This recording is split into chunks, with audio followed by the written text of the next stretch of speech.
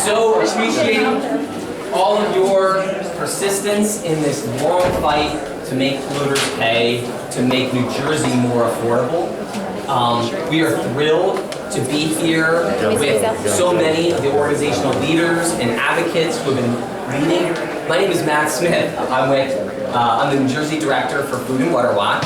I'm also on the steering committee for Empower New Jersey, which is the largest coalition of climate-focused organizations in the state. But in reality, the coalition that is working together to pass this legislation is even bigger. It includes social justice, economic justice, it includes racial justice groups. It is a big tent because everyone knows that climate costs right now are being passed down to consumers, and that this legislation is about making our communities safer to climate impacts and more affordable amidst an affordability crisis. So we're thrilled that our bill is up today in Assembly Appropriations, and we're also ecstatic to have one of our champions and sponsors and a member of that committee, Assemblyman Balveer Singh, here to say a few words about why he's supporting the Polluters Payout. Thank you. I just want to add my voice that with all the contamination that happens in our life, whether it is through the fossil fuel, whether it is through the urban industrialization, so on, it's our communities that end up paying the cost over the long run through our own, the air we suck in, or the water we drink, or just everyday degradation in our life. So anything we can do to recover some funds to put toward an account that can help our communities overcome this burden. So anything I can do to help and add my voice, I'm here. Thanks. All right. Thank you. Yes. All right, I got a bottom. Thank you so much, Assemblyman. So this has been a long fight. We've been at this for more than a year and a half. And the reality is that right now, taxpayers are paying 100% of the costs of climate change. And those costs show up through rising property tax bills, they show up through soaring utility bills, and they show up through rising insurance premiums. Ultimately, it's taxpayers and it's residents and businesses who are absorbing 100% of these costs today. That must end. We need a commitment from our legislators and from the governor to end that practice before they pass another budget. And the significance is that the budget that is on the table being negotiated right now will pass more of these costs on to consumers. The question is, will we make big oil pay a fair share of those costs first before we ask taxpayers to absorb even more of them? So that is the key question. And this legislation addresses that. This legislation creates a $50 billion climate adaptation resiliency fund, trust fund for the state, with allocations for every major agency, whether it's bolstering investments in public transit so that when extreme weather and flooding happens and impacts our transit systems, that they're more resilient to those impacts. It bolsters funding for the Department of Health to tackle the challenges created by extreme heat. And it includes funding for mental health programs. It includes funding for restoring habitat, for restoring wetlands and forests so that we have more natural floodwater absorption. It includes funding for drinking water infrastructure, for schools, to make sure that every child in the state of New Jersey who's going to a public school has safe, clean air to breathe, right? We know that right now your zip code determines, is your school going to have air conditioning? Is your school going to have modern HVAC to mitigate these impacts? And so this bill provides a transformational amount of funding to invest in the health and resiliency of our communities. And I'm also proud to stand with so many of our partners today who have been in this fight from day one. And I'll introduce the first, Amy Goldsmith from Clean Water Action. Hi, it's great to see all of you here today. It's amazing that we have this incredible turnout. We know that we have hundreds of thousands of members, not just behind us in our organization, but all of our organizations at the grassroots level. We have 70 plus towns that have passed resolutions. We have 135 groups. We have 44 senators, no, assembly people and 19 senators who have already signed on as co-sponsors or prime sponsors, and we know that we have more votes than that that are going to happen. We are thrilled that the bill is up for vote in appropriations. We are pushing for that vote to be up in Senate budget. Tomorrow is what we really want, but we'll take Thursday or Friday. And what we really ultimately want, the grand prize, is to get it on the floor in the Assembly and in the Senate before the end of the budget season, which is June 30th. We know we have the votes. It's time for leadership to put up the vote so that they can cast them. So you can see those buttons go green up on the wall in the chambers. So we're really thrilled about it. We know that it is so vitally important for all the cities and towns. I have an office in Elizabeth.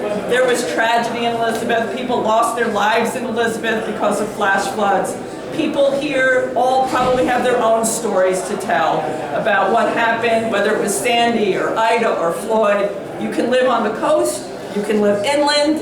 It doesn't matter where you live. The impacts of climate is huge, and polluters should pay, just like the tobacco industry paid, just like the opioid industry paid. It's time for big oil to pay.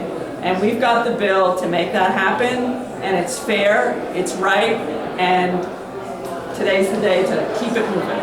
I'll stop there. Thanks so much, Amy. And another organizational leader representing Gen Z in the House. Let's give it up for Ben Jovek from Climate Revolution Action Network. So Climate Revolution Action Network is so excited to be working on this legislation because this bill answers the question whether young people, 20-year-olds, teenagers are going to continue to have to pay for the long run for climate costs that they did not cause, that they weren't even alive to cause, right? And to Matt's point about HVAC in schools, this is kind of one of the most common concerns about school funding formulas and making sure kids are safe. Students across the state are dealing with extreme heat in classrooms, students passing out, them getting further behind in their academic learning, and that has a cost on New Jersey's economy. And across the state, we have seen, like Amy said, over 75 municipalities pass municipal resolutions. 5 counties pass countywide resolutions in support of this legislation because they know they cannot continue to bear the costs.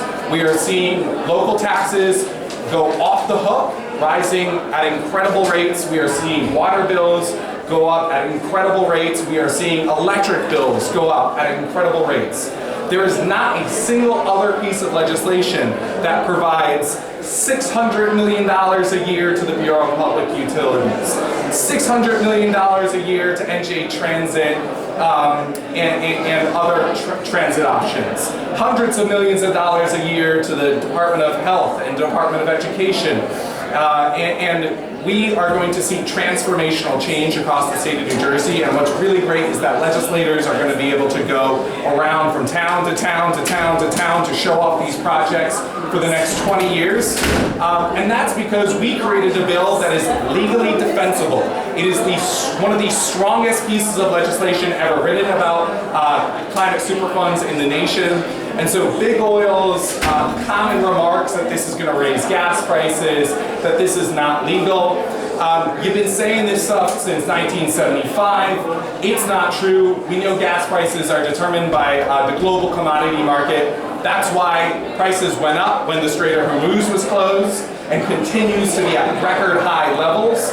And it's not going to be caused by some tiny bill in the state of New Jersey. We are only 9 million people in a world of almost 9 billion. And that is just simply not how accounting works. So it's really important that we pass this bill for future generations. And we also should know that the lobbyists who are spinning these lies on behalf of Big Oil are also taking money from the municipalities that have passed municipal resolutions in support. So there's a contradiction here. Towns are asking for it, lobbyists are opposed. In the end of this game, when this bill is signed by the governor, we'll know that she supported local municipalities, taxpayers, and residents around the state, and not the profits of the largest corporations in the world. Thanks, Ben. Our next speaker is Cookie Rivera from Latino Action Network. Welcome, Cookie. Thank you. Hi. When we come to these buildings and we speak in legislative hearings and all of those things, they want to know a lot about the business aspects of this. They want to know all about the numbers and the money and all of that, and they kind of stay stuck there. But it's very hard to describe the human impact that happens in our communities. In black and brown communities, across the Route 1 and Route 9 corridor, if you're looking at the stats, you're talking about Newark, Patterson, New Brunswick, Griffin, where all of these, where the refineries are and all of that stuff, that's where the human impact is, where the chronic illnesses are, where the asthma, the blood pressure, the brain cancer. That's where all of that happens. And when you come here, you can't really talk about the human impact of this. And then, if we want to look at it really, taxpayers, we say taxpayers are paying. But can you imagine what that is with the most vulnerable communities that are paying everything else as well? That's right. Low-income communities that are also paying, they can barely stay alive and survive with the little bit of incomes that they have. It's not okay for them to not hear this. It's not okay for them to say we're talking about refineries. We're not. We're talking about fuel extractors. We're talking about money that they've already gained. And this is not okay because we have a budget in New Jersey problem that we probably never had so bad with all the federal cuts and things like that. We better really pay attention, and it's hard to keep our eye on the prize, but please make sure that we do. Thank you. Thank you so much, Cookie, and for Latino Action Network's leadership in this fight. I want to welcome out Calandria from the League of Women Voters to speak. Hi, Calandria Ortiz, policy analyst at the League of Women Voters of New Jersey. The League of Women Voters, we care about democracy. Democracy only can thrive in a good environment. Even if we care about humanities and the people that compose our communities. We care about this bill because this bill is about the community that we serve, the community where democracy lives. Something important that I want to mention is that this big industry, oil industry, they knew the damage that they were doing since the day one. Their own scientists told their owners what was going on, and they never did nothing. Now we have the opportunity to do something. Taxpayers, we keep mentioning, are paying the devastating consequences that they are living because of climate change. And those corporations are not paying, they are just getting incentives from our government. It's moment that they bear a portion, a fair share, or a portion, it's not even fair. It's just a portion of the funding to help a little our communities and our local government. So this is why we are here, and yes, democracy looks like the environment and like, yes, so thank you. Thank you, Calandria. Just pause if any of the members of the press have questions for the group. Other states for this, that I understand correctly? Yes, both Vermont and New York have passed similar legislation. So yes, just a bit of third. And we've taken steps to address all this. Great.